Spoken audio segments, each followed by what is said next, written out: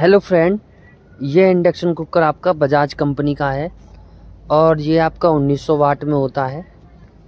और वीडियो को लाइक करना है, सब्सक्राइब करना है, वीडियो के एंड तक बने रहना है और भी अच्छा लगे तो शेयर करना है। इसमें आप ये देख पा रहे हो, इसमें E9 का एरर आ रहा है और अब आपके सामने हम इसका फॉल्ट निकाल के दिखाएंगे। और ज़्यादा प्रयास हमारा यही होता है, जब भी हम आपके सामने वीडियो डालते हैं उसका जब प्रॉपर फॉल्ट निकल जाता है जब ही है। इसमें क्या था, जैसे ही हमने इसको खोल के देखा तो इसका जो जैक लगा हुआ है, जैक अपनी जगह से निकला पड़ा है। हम इसकी जगह या तो इसमें मजबूती बनाने के लिए एक बिल्कुल प्योर कॉपर की वायर लेंगे। कॉपर की वायर से हम इसका E9 का एरर निकाल के दिखाएंगे। और ज़्यादा प्रयास हमारा यही होता है, जब भी हम आपके सामने वीडियो डालते हैं जब उसका फॉल्ट प्रॉपर निकल जाता है जब ही।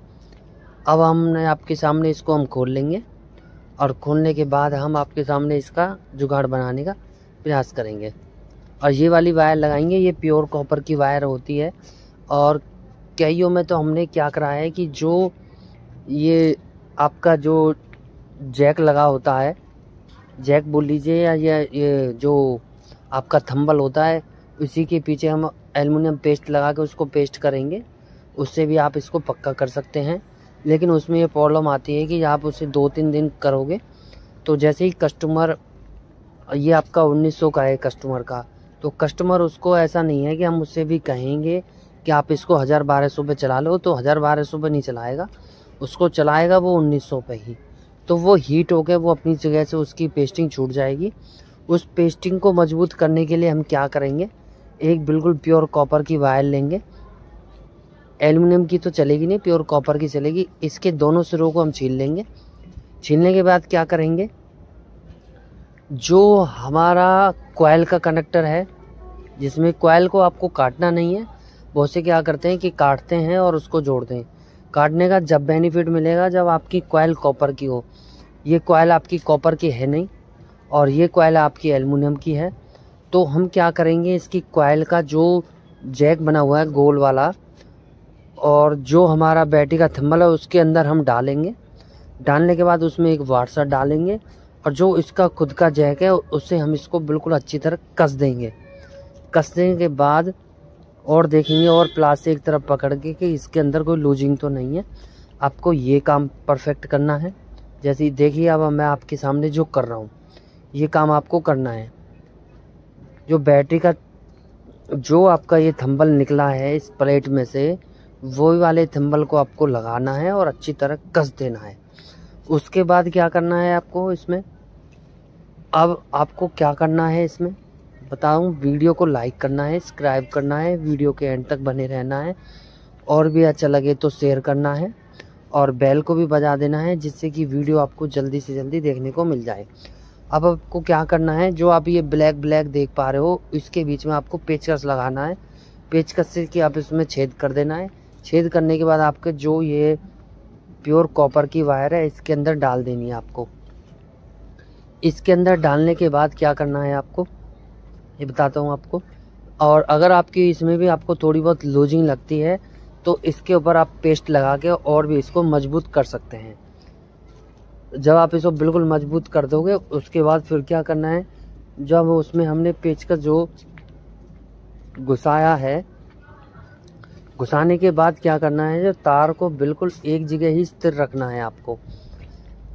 तो ऐसा नहीं है कि थोड़े तार इस तरफ लगा दिए थोड़े तार पल्ली तरफ लगा दिए, वो सारे तारों को आपको एक जगह पेस्ट कर देने हैं पीसीबी में। वो मैं आपको अभी दिखाऊंगा। जब आप उनको पेस्ट कर दोगे उसके बाद आपको ये देखना है कि इसका कोई ट्रैक तो नहीं टूटा हुआ है, जिसकी वजह से इसमें E9 का एरर आ रहा है। E9 का एरर आपका 3 तरीके से निकलता है, मैं आपको बता देता हूँ। पहला फॉल्ट तो यही होता है कि अब मैं आपके सामने इसमें छेद कर रहा हूँ। पहला फॉल्ट तो ऐसे ही निकलता है, मैं आपके सामने निकाल के दिखा रहा हूँ। पीसीबी का जो जैक है जल जाता है। जैक जलने के बाद इसको आपको मजबूत करना है। मजबूत आपका इस तरीके से होगा, दूसरे तरीके से नहीं होगा। पहला काम तो ये करना है आपको।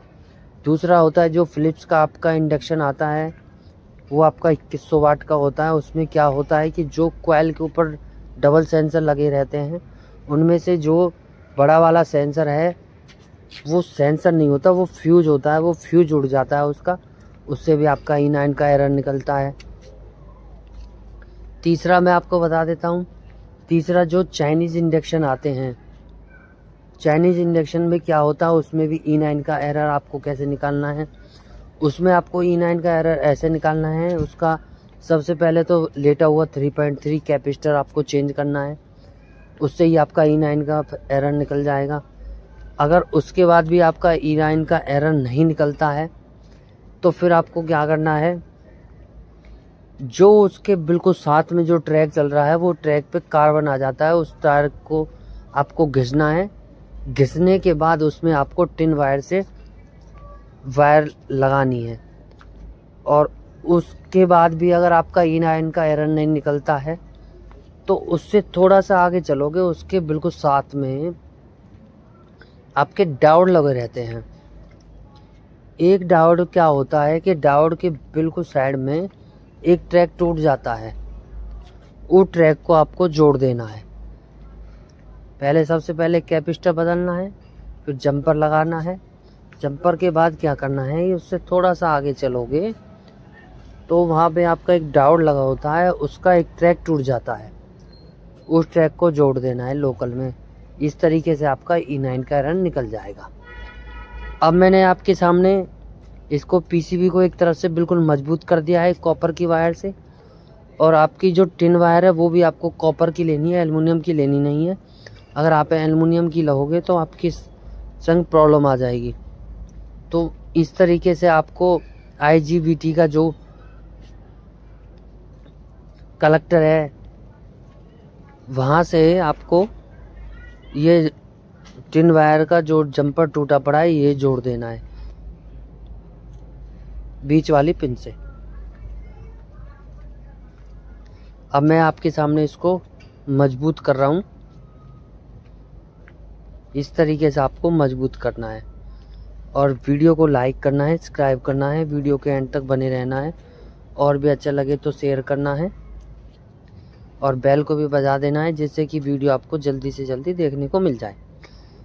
और इस तरीके से आप अपने इसको मजबूत कर सकते हैं। आपके सामने मैंने इसको बिल्कुल परफेक्ट कर दिया है। परफेक्ट करने के लिए मैंने इसके ऊपर जो आपका टेस्टर है उससे भी मैं इसमें मजबूत कर रहा हूँ आपके सामने।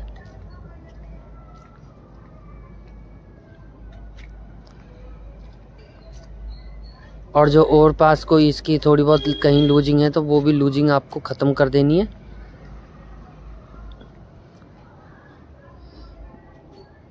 अब मैंने आपके सामने बिल्कुल लूजिंग ख़त्म करनी है। ये लूजिंग जो ये ख़राब होने का कारण क्या होता है, इसका ख़राब होने का कारण ये होता है कि जैसे कि मान चलो जो इसके मैन्युफैक्चरिंग में ही कमी होती है। मैन्युफैक्चरिंग में क्या कमी होती है, जब इसको हम फिट करते हैं, जो इंजीनियर होते हैं या जो भी कोई होता है या किसी के पास ये पहले रिपेयर हुआ है तो वो ये ध्यान नहीं देगा कि जो इसकी मेन लीड है या कॉइल वाली है वो अच्छी तरह कसी हुई है नहीं कसी हुई।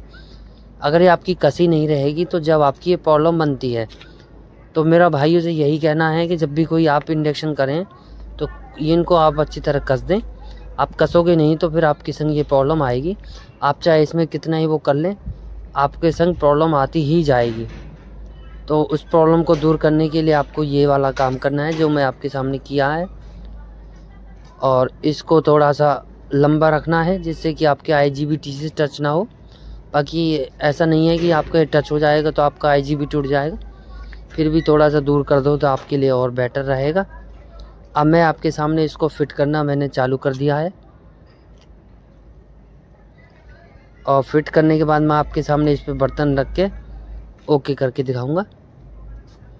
और वैसे प्रयास हमारा यही होता है, जब भी हम आपके सामने कोई वीडियो डालते हैं प्रॉपर फॉल्ट निकलने के बाद ही डालते हैं। और मैं इसको एक बार कस दूंगा। मैंने आपके सामने IGBT से इसको अलग कर दिया है, और अब मैं अब इसको कसना चालू कर दिया है।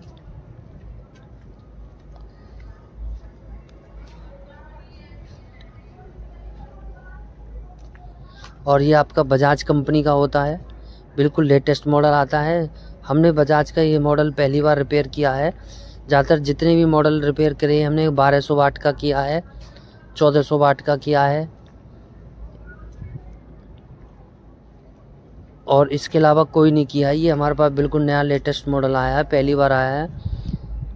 ये 1900 वाट का है, जो इसके अंदर पीसीबी लगी हुई है। इस पीसीबी को आप 1200 वाट में भी लगा सकते हैं, 1400 में भी लगा सकते हैं, 1600 में भी, 1900 में, किसी में लगा लीजिए, सब में चल जाएगी ये।